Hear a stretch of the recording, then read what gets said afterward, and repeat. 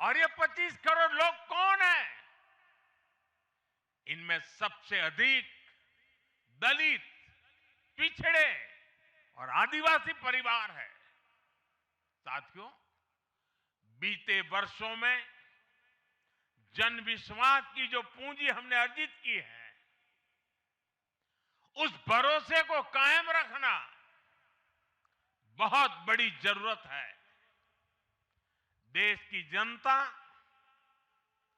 2047 तक विकसित भारत बनाने के लिए संकल्पित है।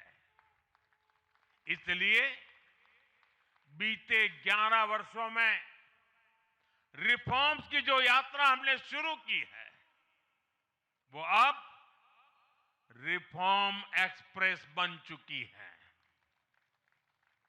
हमें राज्यों के स्तर पर, शहर की इकाइयों के स्तर पर, जहां भी भाजपा एनडीए सरकारें हैं, वहां रिफॉर्म्स की गति तेज करनी है।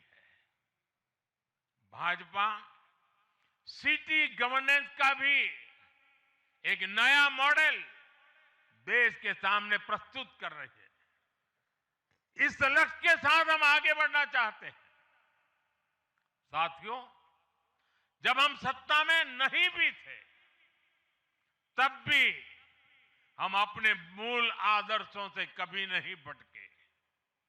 हम राष्ट्र प्रथम के भाव से, नेशन फर्स्ट के भाव से डटे रहे, जूझते रहे, संकटों को झेलते रहे, जज्बात बढ़ाते रहे और जीतते भी रहे। हम वो लोग हैं, हमारा वो चरित्र है, हमारे वो संस्कार है। खुद से बड़ा दल और दल से बड़ा देश, ये भाजपा के हर कार्यकर्ता का संस्कार है, भाजपा के हर कार्यकर्ता का जीवन मंत्र है। इसी भाव के साथ बीते 11 वर्षों में हमने अनेक चुनौतियों पर विजय पाई है। जम्मू कश्मीर से आर्टिकल 370 की दीवार गिराना हो, 3 तलाक के खिलाफ कानून बनाना हो, इनको कभी असंभव माना जाता था। आज ये हकीकत बन चुके हैं।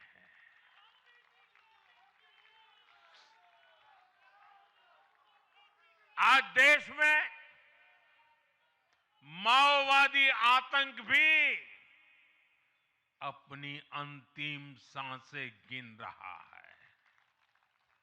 साथियों, आगे भी हमें हर चुनौती का पूरे सामर्थ्य से सामना करना है। आज देश के सामने एक बहुत बड़ी चुनौती घुसपैठियों की है, आबादी के असंतुलन की है।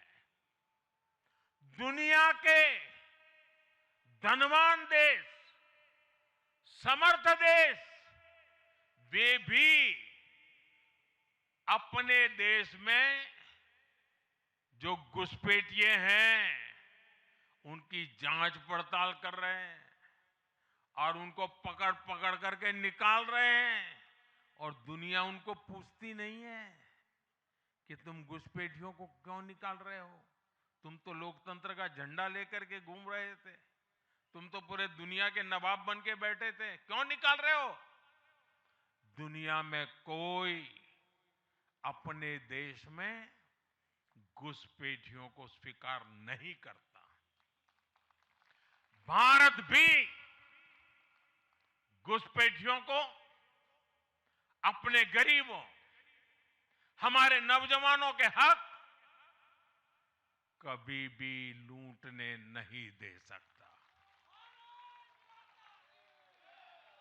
घुसपैठिए देश की सुरक्षा के लिए बहुत बड़ा खतरा है।